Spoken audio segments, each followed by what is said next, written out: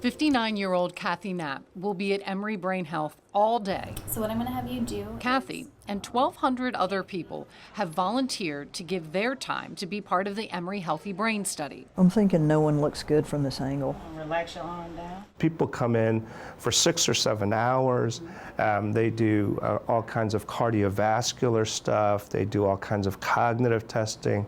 They donate blood. They give up spinal fluid. They all have lumbar punctures.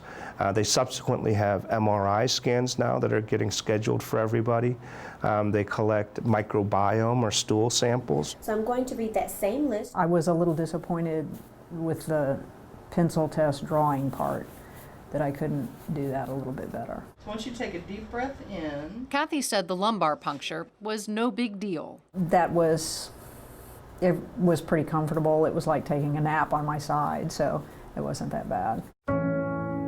The goal is to enroll 3,000 people to help researchers figure out 2 critical things when it comes to Alzheimer's disease. Who's going to develop disease and when are they going to develop disease? If we want to catch the very initial phases of that, we have to catch people in their 50s and 60s. And we can, in fact, using current technology, detect and identify the presence of Alzheimer's pathology in perfectly healthy people as early as in their 50s. Dementing disorders begin decades before symptoms start. This is a powerful way to help scientists predict and one day prevent Alzheimer's disease. This time I want you to hold this cup of water as you walk. Kathy has no family history of dementia. She signed up after her partner did. When they come out with new information on a study, don't you wonder about the people who did that study?